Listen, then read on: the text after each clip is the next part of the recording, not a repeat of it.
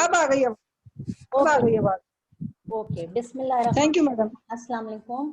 आप लोगों को स्क्रीन दिखाई दे रही है? जी जी दिखाई दे रही है। वालेकुम सलाम। जी जी मैडम। ओके, अब हम लोग डिस्कस करने जा रहे हैं एंटी कोलिनर्जिक ड्रग्स को, यानी कोलिनर्जिक ब्लॉकिंग ड्रग्स को। और इससे पहले हम लोगों ने पैरासिम्पैथोमिमेटिक को डिस्कस किया, अब हम एंटी कोलिनर्जिक को डिस्कस करेंगे। अगर हम कोलिनर्जिक ब्लॉकिंग ड्रग्स की बात करें तो ये बहुत बड़ा ग्रुप है और आप इनको डिवाइड कर सकते हैं गैंग्लियोनिक ब्लॉकर्स में,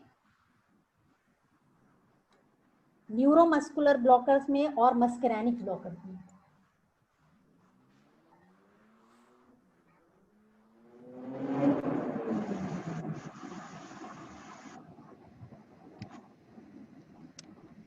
ठीक है, और एक वो है जो मस्करैनिक ब्लॉकर्स हैं। मेरी आवाज आ रही है? जी जी आ रही है। जी जी आ रही है। ओके ओके, तो ये देखें, अगर देखें क्योंकि आप एसिटाइल कोलिन को ब्लॉक करने जा रहे हैं और एसिटाइल कोलिन को अगर आप देखें तो वो गैंग्लिया पर भी है, तो जब हम गैंग्लिया को ब्लॉक करेंगे तो वो गैंग्लियोनिक ब्लॉकर हो जाएंगे। अगर हम न्यूरोमस्कुलर प्लेट को ब्लॉक करेंगे तो वो न्यूरोमस्कुलर ब्लॉकर हो जाएंगे। और अगर हम मस्करैनिक रिसेप्टर्स पे ब्लॉक करेंगे तो फिर वो मस्करैनिक ब्लॉकर हो जाएंगे। एक मिनट,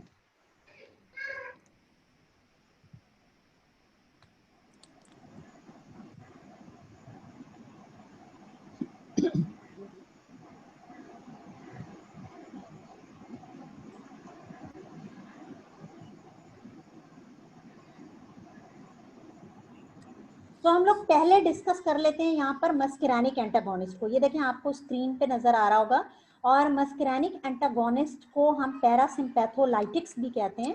पैरासिम्पैथोलाइटिक्स क्यों इसलिए कहते हैं क्योंकि ये पैरासिम्पैथेटिक नर्वस सिस्टम को ब्लॉक कर देते हैं, उनके इफेक्ट्स को ब्लॉक कर देते हैं। इफ यू कैन रिकॉल, तो ये वाले जो रिसेप्टर्स हैं मस्करैनिक रिसेप्टर्स, ये पैरासिम्पैथेटिक नर्वस सिस्टम के पोस्ट गैंग्लिया पर लोकेटेड हैं। डेट इज वाई हम कहते हैं कि ये वाली ड्रग्स पैरासिम्पैथोलाइटिक्स हैं। तो एंटीकोलिनर्जिक के 3 मेजर ग्रुप्स हुए और इन मेजर ग्रुप्स में ये हम पैरासिम्पैथोलाइटिक्स उनको कहते हैं जो बेसिकली मस्करैनिक एंटागोनिस्ट हैं। जो हमने M1, M2, M3 रिसेप्टर्स पढ़े, वो जब ब्लॉक होते हैं क्योंकि वो पैरासिम्पैथेटिक के पोस्ट गैंग्लियोनिक हैं, तो उनको हम पैरासिम्पैथोलाइटिक ड्रग्स कह सकते हैं। ठीक है, सही है भाई? मेरी आवाज आ रही है? समझ आ रहा है? ठीक मैडम। ओके, अच्छा, इस जी अब आ रही है क्लियर। ओके, एंटी मस्करैनिक ड्रग्स को जो प्रोटोटाइप ड्रग है, यानी इस क्लास की जो रिप्रेजेंटेटिव है, वो एट्रोपिन है। एंड यू नो कि ये एट्रोपा बेलाडोना से एक्सट्रैक्ट की गई, फिर बहुत सारे सिंथेटिक एजेंट्स भी बनाए गए और ये सेमी सिंथेटिक भी हैं अब हमारे पास। और ये ड्रग्स बेसिकली, अगर आप एट्रोपिन के इफेक्ट्स पढ़ लें तो आप बाकी को भी कोरिलेट कर सकते हैं। तो मस्करैनिक रिसेप्टर को ये रिवर्सिबली ब्लॉक करते हैं और हम कहते हैं कि एट्रोपिन उसका कॉम्पिटेटिव एंटागोनिस्ट है। कॉम्पिटेटिव का मतलब ये है कि it competes with acetylcholine for the same receptor, muscarinic receptors.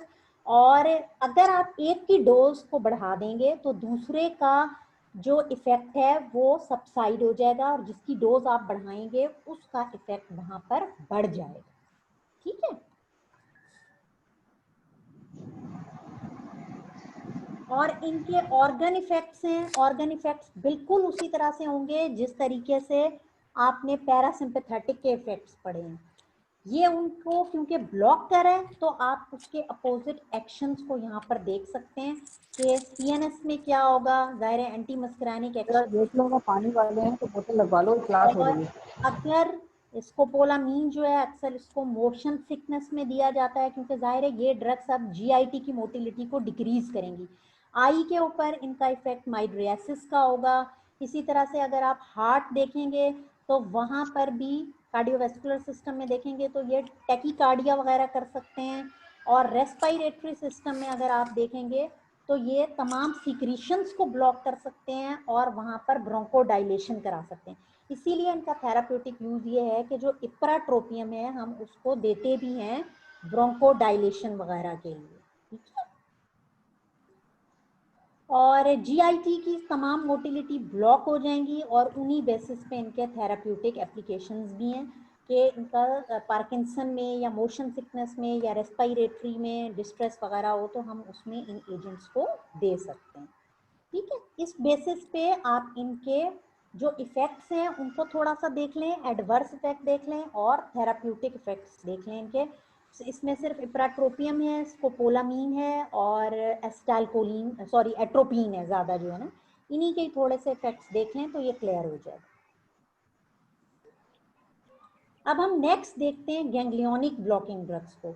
वो ड्रग्स जो गैंग्लिया को ब्लॉक करेंगी उनको हम गैंग्लियोनिक ब्लॉकिंग ड्रग कहेंगे। और जाहिर है कि गैंग्लिया दोनों जगह है, पैरासिम्पैथेटिक में भी है और सिंपैथेटिक में भी है, तो वो दोनों गैंग्लिया ब्लॉक होंगे।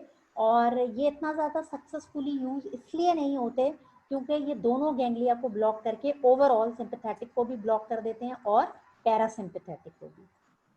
भाई मेरी आवाज़ आ रही है क्या? जी जी आ रही है, अब आ रही है मैडम, क्लियर आ रही है आपकी। अच्छा अच्छा ठीक है, बस ठीक है। और मैकामाइलामीन, ट्राइमेथोफेन इस क्लास की ड्रग्स हैं जो सीएनएस में एंटर हो सकती हैं, ब्लड ब्रेन बैरियर को क्रॉस कर सकती हैं। इसी तरह से आई पे इनका क्या इफेक्ट है, साइक्लोप्लीजिया वगैरह, ये सारे इनके इफेक्ट्स पढ़ लीजिए, ठीक है। अच्छा एक चीज़ मैंने आप लोगों को लेक्चर्स में भी बोली थी कि आप लोग इनको रिसर्च के वाले से भी ज़रूर देखें कि आजकल ख़ास तौर पर लेटेस्ट पेपर्स को ज़रूर देखें कि अब लेटेस्ट जो है वो किस टाइप की रिसर्च हो रही है। इस टाइप का भी कोई क्वेश्चन आपके पेपर में आ सकता है कि लेटेस्ट रिसर्च क्या हो रही है एएनएस के हवाले से या सीएनएस के जो हमने टॉपिक्स पढ़े, क्योंकि ज़ाहिर है आप लोग पीएचडी कैंडिडेट्स हैं तो आप थोड़ा सा ज़रा रिसर्च ओरिएंटेड भी रहें, ठीक है। और क्लिनिकल एप्लीकेशन जैसा कि मैंने बताया कि इनकी इतनी ज़्यादा नहीं है क्योंकि इनके जो एक्शंस हैं वो बहुत नॉन सिलेक्टिव हैं और ये ओवरऑल सबको ब्लॉक कर देते हैं, तो इनके एक्शंस बहुत थेराप्यूटिक यूजेस इनके कोई इतने ज़्यादा हैं नहीं, ठीक है।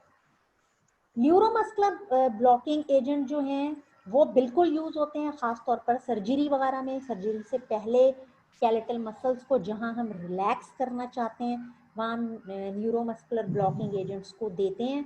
और इसमें आपके पास दो तरह के एजेंट्स हैं, एक नॉन डीपोलराइजिंग है और एक डीपोलराइजिंग है।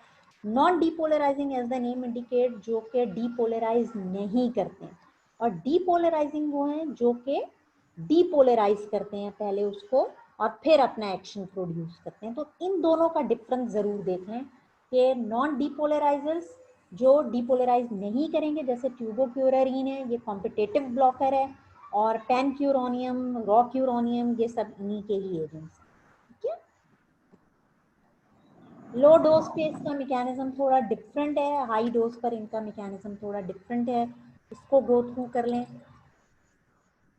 इसी तरह से इनके एक्शंस देख लें और डीपोलराइजिंग एजेंट्स का मैकेनिज्म ऑफ एक्शन देख लें।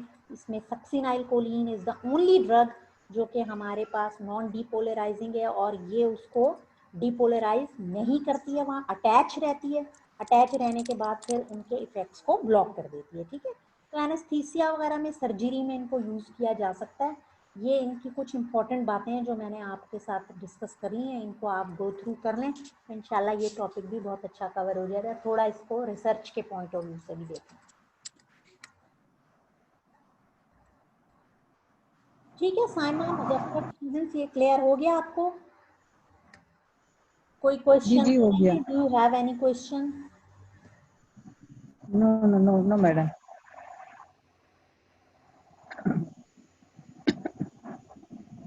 ठीक है, फिर आज की क्लास को एंड करूं मैं अगर कोई क्वेश्चन नहीं है? हाँ सही है मैडम। ओके, फिर मैं क्लास को एंड करती हूँ, आप लोग इनकी तैयारी कर लीजिएगा। इस तरह से हमारा एएनएस भी काफी हद तक कवर हो गया। Okay, thank you very much, thank you for being with me, take care, अल्लाह हाफिज। अल्लाह हाफिज।